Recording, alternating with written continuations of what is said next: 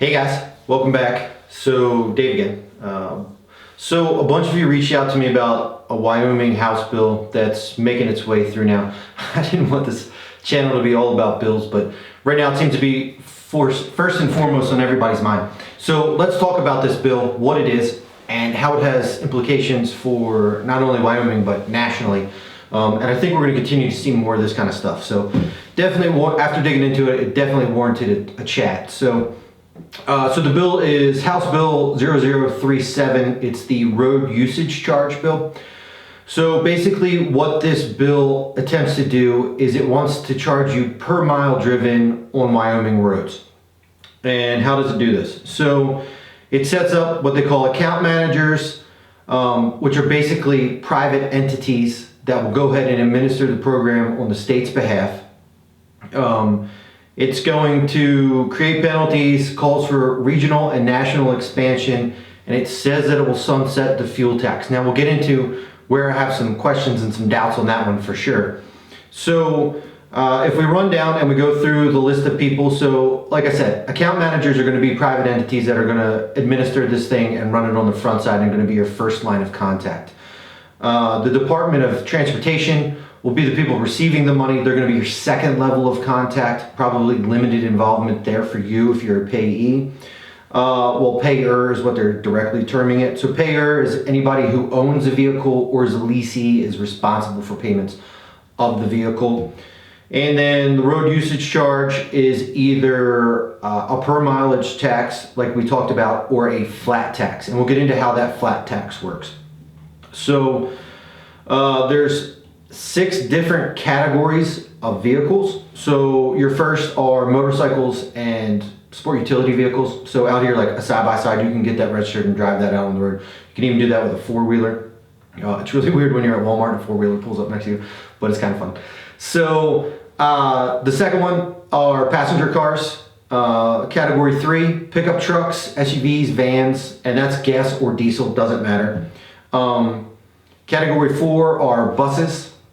Category 5, any single trailer trucks. And then category 6 are going to be multi-trailer trucks.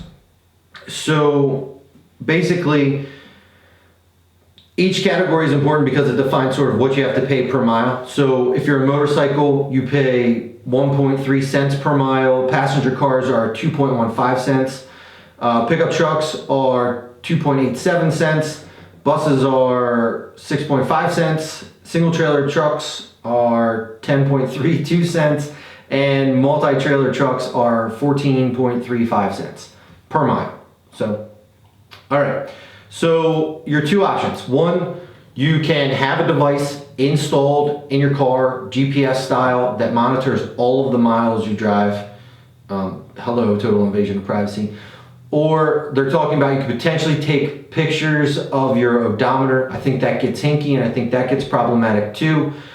So you have those options for tracking actual miles to pay this fee, or your other option, you can pay a flat time-based usage fee, sort of is the way, I guess the best way to explain that. So think about like a prepaid card. So you get so many miles over a certain period of time. I would assume they'd expire after that set period of time. So maybe you get 1,000 miles for 6 months. If you don't use them in 6 months, then they expire and go away and you would need to buy another permit. So I know what people are already saying, and I can see the outrage knowing people from Wyoming. They're like, well, out-of-state people will use our roads. So they actually have a system outlined in the bill for that too. So out-of-state travelers will be required to stop at one of the port of entries in Wyoming, and there are many. So you'll have to stop there and buy one of those prepaid cards, permits, whatever you want to call them, and that's how you will get around. So you'll have to show that card, say how many miles you have. I'm sure they'll check your odometer when you come in, and then the cop will ask to look at your odometer when he pulls you over. So that's how they'll get around that, and non-residents will have to pay. They'll have to purchase one of those cards coming in. I feel really bad for those people. I can't imagine what it would be like. Wyoming's a really big place, and there's a lot of long stretches with no ports of entry that if you misguessed it and you got pulled over, I could see it getting prohibitively expensive. And I have to think, not being from here or not living here, that it would get really hard to judge how far stuff is apart. Even with Google, it still gets unrealistically hard. Stuff is really, really far apart here. All right, so every 3 years they'll meet and they'll raise the rates automatically for inflation. They're going to go ahead and exempt a couple types of vehicles. Naturally, they're going to exempt state vehicles and any tribal vehicles. I suspect we'll see a big rise in tribal vehicles once this goes through. If it goes through, if you don't comply and you get pulled over, because I know there's a lot of people that'll be like, well, I'm just not going to do it. It's 75% of whatever the outstanding bill plus interest is. So this could get really expensive pretty quick.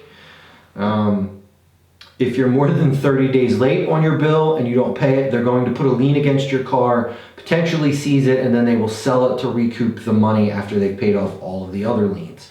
So this, you know, I mean, they seem to be taking it pretty serious in the bill. They're going to start seizing cars and doing all that kind of stuff. Do with that what you will. If this were to pass, it would go into effect on March 31st, 2022.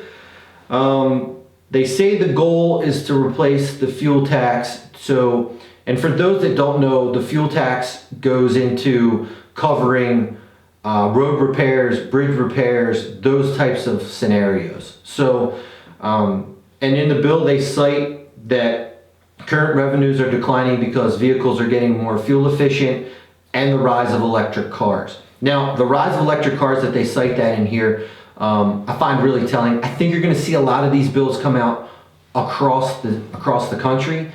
It has to. They've got to pay for this stuff somehow. I'm by no means advocating for this. I think this is a horrendous system. I don't want to be part of any of this. Wyoming passes this, it might be game over for Wyoming. This is ugly and ridiculous. You already pay a lot for tags. I'm going to do a video on tags. We'll get into that and how that system works. But yeah, they need to come up with a way to recoup the money that they get from current fuel taxes, and electric vehicles are eroding that fairly quickly, not an avalanche, but it's definitely making a dent, and it will only continue to get worse. If you go watch one of my other videos, so I think it's the Wyoming is in Trouble video, Jeff Booth did a fantastic book on how technology is disrupting the future, and it's causing deflation.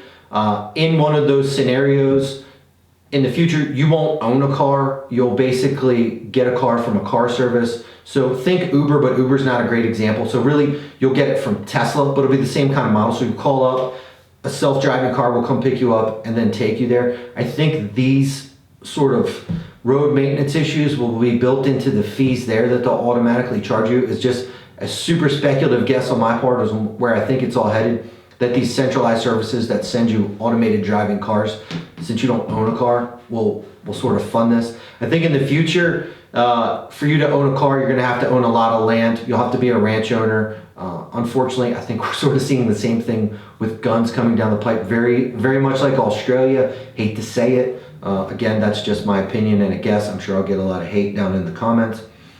And then the last piece in this bill, they will meet once a year to determine where the fuel tax is coming up short and how much to increase the rates to sort of cover that gap. So don't be mistaken that on March 31st or March 31st of 2022, that if this bill passes and goes into effect, that your gas prices are going to drop. They're not going to do away with the fuel tax. They're going to levy this on top, and they're going to try to do it to stay here. I suspect it's going to be one of these, oh, look, we're making extra money, we'll just keep making extra money kind of deal.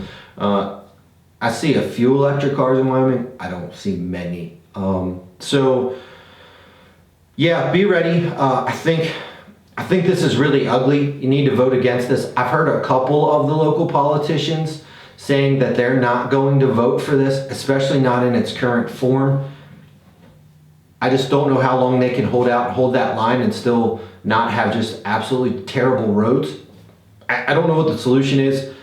It's probably a viable solution. Do I want it? No. Should it pass? No. Do we need to come up with something else? Probably, but I don't have an answer for that. Hopefully you guys do. Throw something down in the comments. Tell me how much you hate this bill too, and I'll talk to you guys in the next one.